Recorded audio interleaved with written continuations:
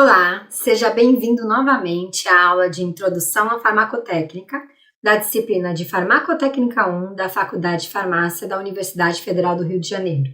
Na primeira parte da aula, estudamos as diferentes formas farmacêuticas e vias de administração. Nessa segunda parte, sobre a introdução ao desenvolvimento farmacêutico, estudaremos como é feito o planejamento das formulações farmacêuticas. Qual é o tipo de forma farmacêutica mais adequado? Quais são as possíveis vias de administração para aquele medicamento? Qual é a dose e frequência de dosagem necessária? Qual é o tempo e duração de ação pretendidos? Quais são os componentes da formulação? Qual é a forma de acondicionamento desse medicamento? Qual é o modo de uso? No desenvolvimento farmacêutico, levamos em consideração questões farmacêuticas, biofarmacêuticas e terapêuticas.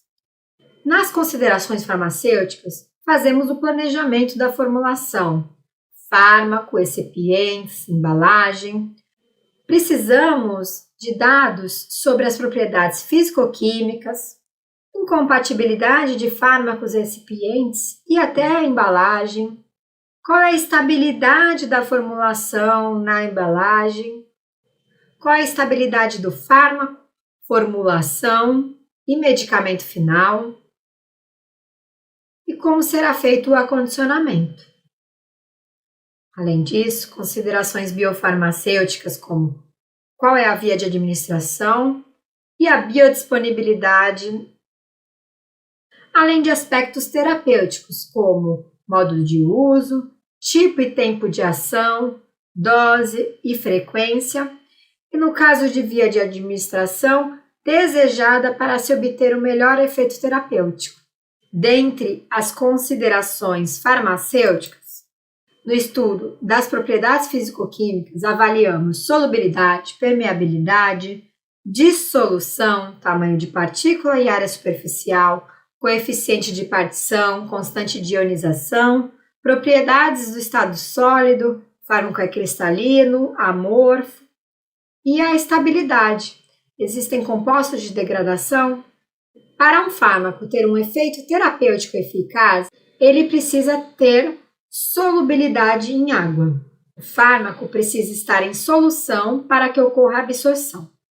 Quando em contato com os líquidos do trato gastrointestinal, o fármaco inicia sua dissolução, formando uma solução capaz de permear membranas gastrointestinais, alcançando assim a corrente sanguínea.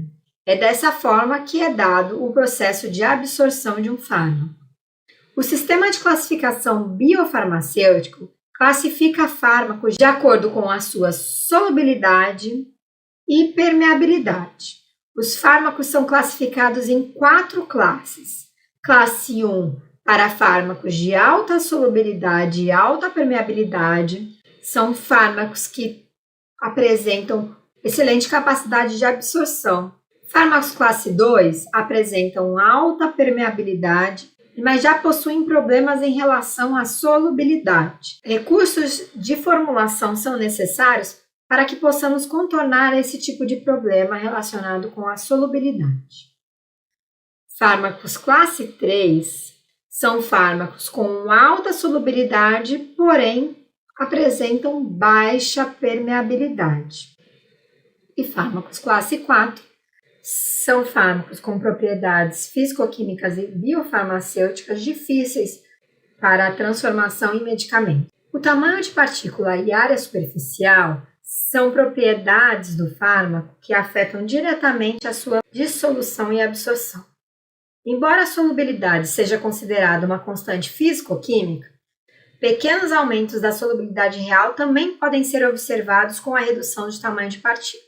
Tendo o mesmo volume, quais desses cubos apresentam maior área superficial? Você recorda como se faz o cálculo da área superficial de um cubo? Tente fazer esse cálculo sozinho. Pause o vídeo um pouquinho, vamos exercitar.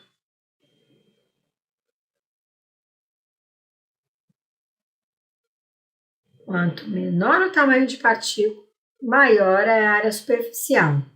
Aqui podemos observar de forma bem clara o efeito da redução de tamanho de partícula no aumento da área superficial e, consequentemente, no aumento da dissolução e absorção de fármacos. Esse aumento da área superficial com a redução de tamanho de partícula aumenta a taxa de dissolução do fármaco e, portanto, a sua taxa de absorção. Além disso, temos também o efeito da distribuição do tamanho de partículas. Quanto mais amplo for essa distribuição, mais difícil será alcançar a homogeneidade de misturas e estabilidade desse conteúdo. O coeficiente de partição é a medida do caráter lipofílico de uma molécula e é muito usado no desenvolvimento de formulações. Ele pode ser calculado para espécies neutras, P, e para espécies ionizadas, PI, ou para todas as espécies, coeficiente de distribuição. Se um fármaco for adicionado em uma mistura de dois líquidos immiscíveis entre si, como no caso o octanol e a água, ele se distribui entre essas duas fases até alcançar um equilíbrio em temperatura constante. O coeficiente de partição ou distribuição é uma razão, então, da concentração do fármaco ou molécula que está sendo analisada na fase lipofílica etanol, dividido pela fase hidrofílica água. Agora é hora de exercitar.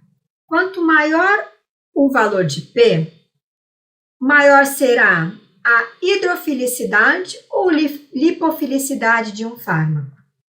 Use o exemplo da imagem e sempre que tiver dúvidas nessa relação, visualize um compartimento com duas fases, como água e óleo num copo.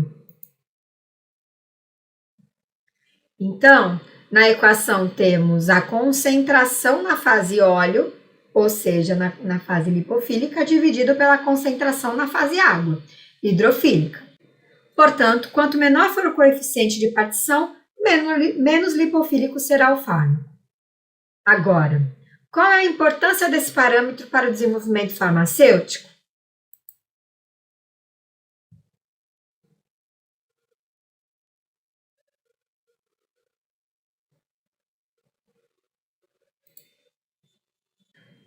Bom, respondendo, no desenvolvimento de fármacos, ele pode ser utilizado para a extração de substâncias como a purificação, depois de um processo de síntese.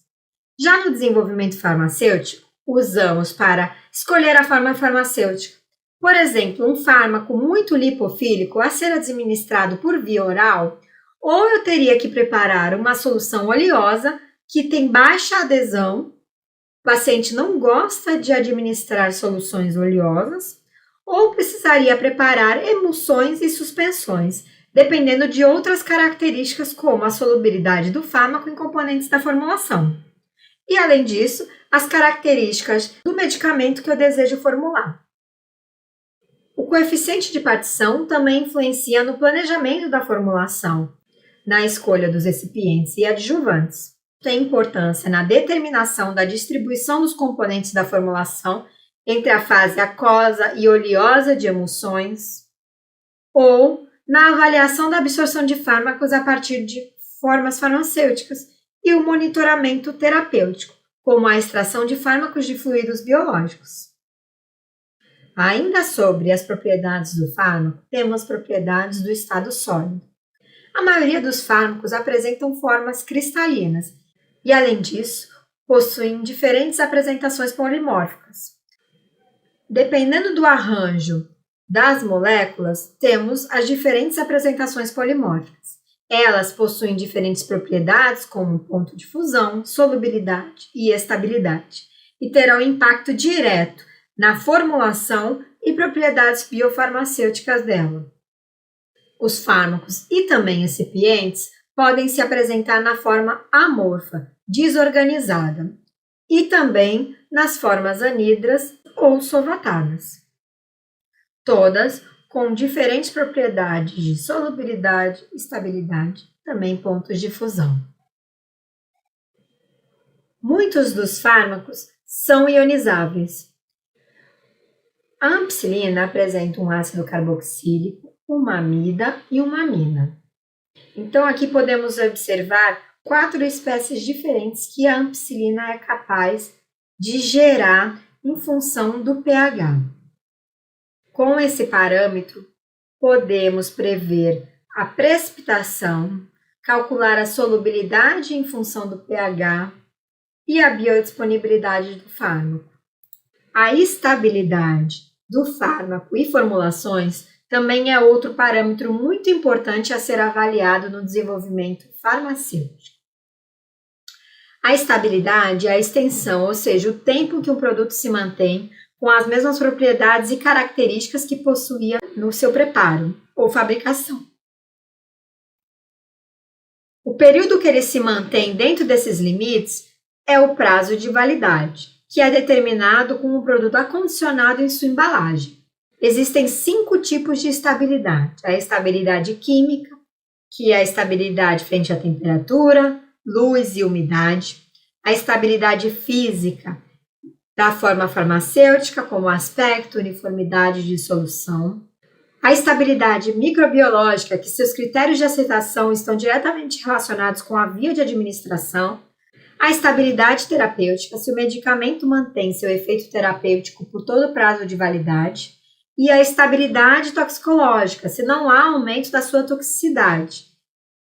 E se são gerados produtos de degradação. Além das propriedades do fármaco e características de estabilidade de formulação, os excipientes também são importantes componentes da formulação, e sua compatibilidade com o fármaco precisa ser avaliada.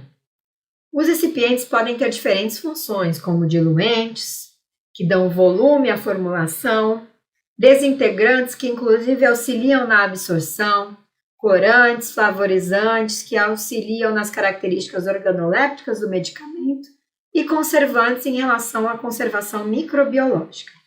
Além das considerações farmacêuticas, temos também as considerações biofarmacêuticas e terapêuticas. Em relação às características da forma farmacêutica, quando administramos comprimidos ou cápsulas, esses precisam sofrer desintegração, desagregação e dissolução até que o seu fármaco fique em solução, permitindo assim a sua absorção. Outras formas farmacêuticas sólidas, como granulados, têm um tempo mais rápido de ação, pois estão mais finamente divididos. Nas suspensões, podemos observar as partículas do fármaco já finamente disperso em um líquido, facilitando bastante a sua absorção. Solução, xaropes e elixires, os fármacos já estão em solução. Tanto o pH gastrointestinal quanto o conteúdo do trato gastrointestinal afetam a absorção de fármacos. Relembrando que no desenvolvimento farmacêutico, estudamos a constante de dissociação. A maioria dos fármacos são moléculas capazes de sofrer ionização. Por isso, eles poderão ter sua solubilidade alterada em função do pH do trato gastrointestinal. Os fármacos também podem sofrer efeito de primeira passagem, dependendo da sua via de administração. Portanto, a fração absorvida será diferente da fração biodisponível. A administração sublingual evita o efeito de primeira passagem, evita a ação do suco gástrico, então reduz a questão do efeito do pH e a possibilidade de degradação do meu fármaco e apresenta uma rápida absorção. Pela via retal, observamos uma redução de aproximadamente 50% do efeito de primeira passagem. No entanto, devido ao conteúdo e porção onde o fármaco será absorvido, observamos uma absorção irregular e de difícil predição. Na via parenteral, observamos diferentes perfis de absorção dependendo da forma que aquele medicamento for administrado. Na via intravenosa, o fármaco é injetado diretamente na corrente sanguínea, ou seja, ele é 100% biodisponível. A via parenteral também é muito útil quando o paciente não coopera ou está inconsciente, ou quando o medicamento não é eficaz por outras vias. Na via pulmonar, o tamanho de partícula é determinante para a penetração e para o local de ação do fármaco que será administrado. Você ficou com dúvidas nessa videoaula? Fez suas anotações? Utilize o fórum na nossa sala virtual para tirar suas dúvidas. Até mais!